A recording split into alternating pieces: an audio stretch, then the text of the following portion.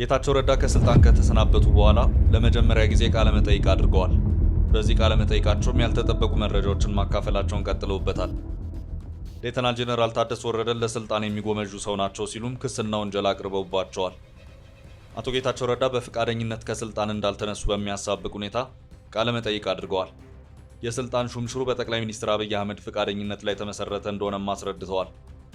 አቶ ጌታቸው ረዳ ስለ ሌተናል ጄኔራል ታደሰ ወረደ ስልጣን በሚመለከት ሲናገሩ የኔ ድክመት ሌተናል ጄኔራል ታደሰን ከስልጣን አለማንሳቴ ነው ማለታቸውም ብዙዎችን አስገርመዋል። አቶ ጌታቸው ረዳ ስለ ሌተናል ጄኔራል ታደሰ ፖለቲካዊ አቅምና ችሎታ ሲናገሩም ጄኔራሉ ብዙ ድክመትና ውድቀት ያለባቸው ሰው ናቸው ሲሉም በዝርዝር ተናግረዋል። ጌታቸው ረዳ ከወር በፊት ከመቀሌ ወደ አዲስ አበባ ሲመጡ ወደ መቀሌ በአንድ ሳምንት ውስጥ እመለሳለሁ ብለው ነበር። ሆኖም ግን ቀናቶች ተቆጥረው ሳምንት አልፎ አንድ ወር ተቆጠረ። አቶ ጌታቸው ረዳም ወደ መቀሌ ሳይመለሱ ቀርተዋል። አቶ ጌታቸው ረዳ በዱባይ ያሉም እኔ የትግራይ ክልል ፕሬዝዳንት ነኝ፣ ከስልጣን አልተነሳውም ሲሉም ተናግረው ነበር። ይህም ባሉ በሁለት ቀናት ውስጥ ከስልጣናቸው ተነስተዋል።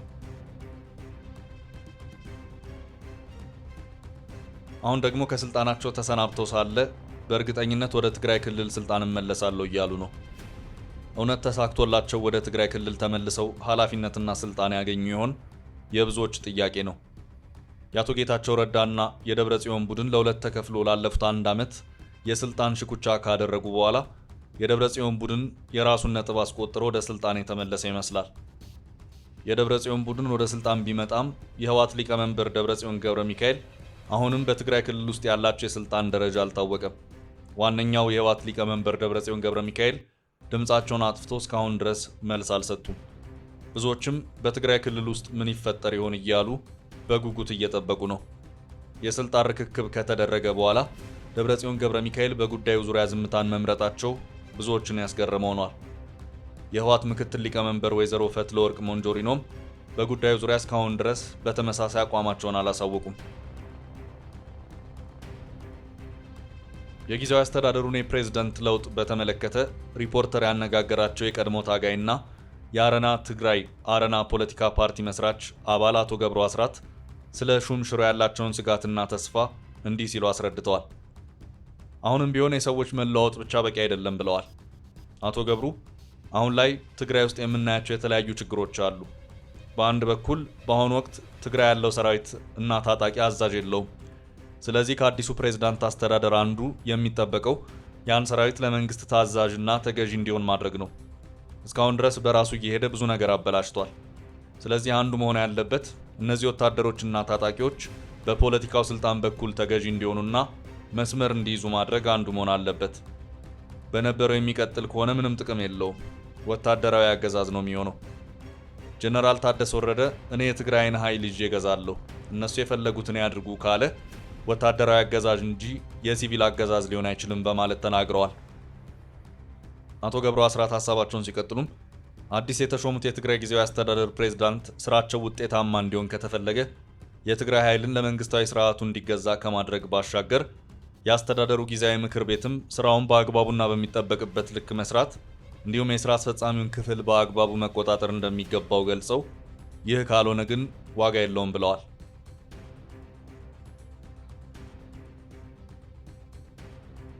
አቶ ጌታቸው ረዳ የትግራይ ጊዜያዊ አስተዳዳሪ ሆነው ለሁለት ዓመት ያህል ቆይተዋል። በዚህ በሁለት ዓመት ውስጥ ምንድነው ያሳኩት ተብለው ተጠይቀው ሁለት ነገሮችን ብቻ እንዳሳኩ ገልጸዋል። የመጀመሪያው ያሳካውት ብለው የሚያምኑት ጦርነቱን ማስቆማቸው ነው። ሁለተኛው አቶ ጌታቸው ረዳ ያሳካውት ብለው የሚያስቡት ደግሞ ሰላምን ማስፈንና ማጽናት መቻላቸው ነው። አቶ ጌታቸው ረዳ ለሁለት ዓመት ያህል በስልጣን ሲቆዩ የሚጸጽታቸው ነገር አለ ወይ ተብለው ተጠይቀው ነበር። እሳቸውም በመልሳቸው የሚጸጽታቸው ነገር የትግራይ ክልል ተፈናቃዮችን ወደ ቦታቸው መመለስ ባለመቻላቸው እንደሚጸጸቱ ለቢቢሲ አስረድተዋል። አቶ ጌታቸው ረዳ ከስልጣን የተነሱበትን ምክንያት ሲያስረዱ አንደኛ የህወሓት ነባር አመራሮችና ፖለቲከኞች የኔን ስልጣን አለመፈለጋቸውና የውስጥ ሽኩቻ መባባሱ ቀዳሚው ምክንያት ነው ብለዋል። በሁለተኛ ደረጃ ከስልጣን እንዲነሱ ምክንያት የሆነው በተወሰነ ደረጃ ወታደራዊ ኃይሉም በዚህ በስልጣን ሽኩቻ ውስጥ ጣልቃ መግባቱ ለኔ ስልጣን መልቀቅ ምክንያት ሆኗል ብለዋል።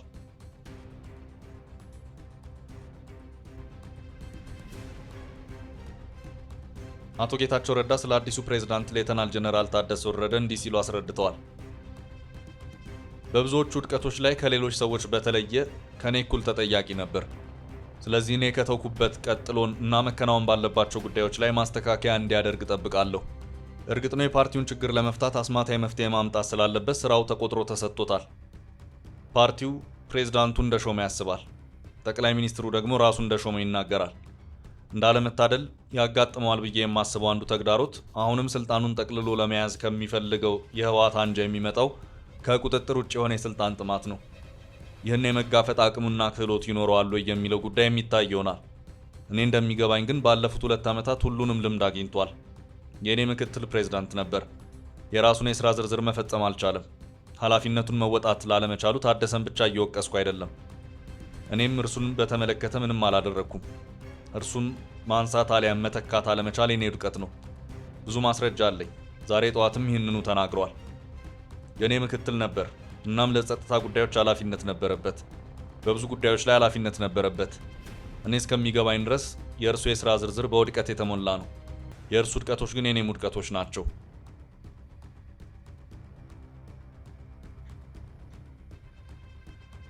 ቢቢሲ የእርሱ የወደፊት ዕጣ ፈንታ ምን ይመስላል? ቀጣዩ ምንድን ነው?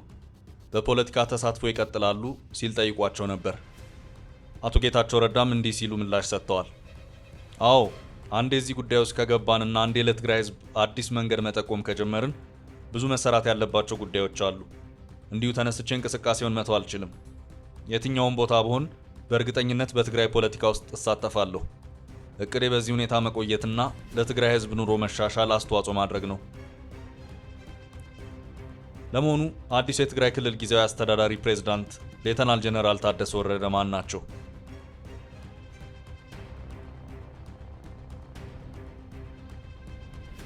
ለ2 ዓመታት ያህል በፌዴራል መንግስቱና በትግራይ ኃይሎች መካከል የተደረገውን ደም አፋሳሽ ጦርነት የመሩት ሌተናል ጄኔራል ታደሰ ወረደ ህወሓት ለ17 ዓመታት በዘለቀው የትጥቅ ትግል ወቅት ከተራ ተዋጊነት እስከ ጦር አዛዥነት ደርሰዋል። በክልሉ ዋና ከተማ በሆነችው መቀሌ የተወለዱት ሌተናል ጄኔራል ታደሰ ወረደ ትምህርታቸውን የተከታተሉት በአፄ ዮሐንስ ትምህርት ቤት ነው። በ1968 ዓ.ም ወደ ትግል ሜዳ የወጡት ሌተናል ጄኔራል ታደሰ ከ1969 ዓ.ም እስከ 1972 ዓ.ም በተለያዩ የህወሓት ሰራዊት የአመራር እርከኖች ላይ ተሳትፈዋል። ከ1972 መጨረሻ እስከ 1974 ዓ.ም ድረስ የኮር አዛዥ ሆነው ያገለገሉት ሌተናል ጄኔራል ታደሰ የ73ኛ ክፍለ ጦር መሪ በመሆን በተለያዩ ውጊያዎች መርተዋል። ህወሓት ከደርግ ወታደራዊ መንግስት ጋር ውጊያ እያደረገ በነበረበት በዚህ ወቅት የ43ኛ ብርጌድ አዛዥ በመሆን በኤርትራ በቀይ ኮከብ ዘመቻ ተሳትፈዋል። ከኤርትራ ከተመለሱ በኋላ በአዲጎዝሞ ጦርነት የተሳተፉት ሌተናል ጄኔራሉ በመቀጠልም የህወሓትና የደርግ ወታደራዊ መንግስት ወሳኝ ከሆኑ ጦርነቶች መካከል አንዱ በሆነው የሽሬ ጦርነት የእዝ አዛዥ ነበሩ። ጦርነቱ ወደ መሃል ኢትዮጵያ ሲቃረብ ከ1979 ዓ.ም ጀምሮ የክንፍ አንድ ወይም ሬጅመንት አዛዥ ሆነው እየተዋጉ ወደ አዲስ አበባ ገብተዋል። በግንቦት ወር 1983 ደርግ ከስልጣን ከተወገደ በኋላ የደቡብ ምዕራብ አዛዥ ሆነው የተሾሙት ሌተናል ጄኔራል ታደሰ በመቀጠልም በ1987 የአዋሽ አርባ ወታደራዊ ማሰልጠኛ ኃላፊ ሆነው ተሹመዋል።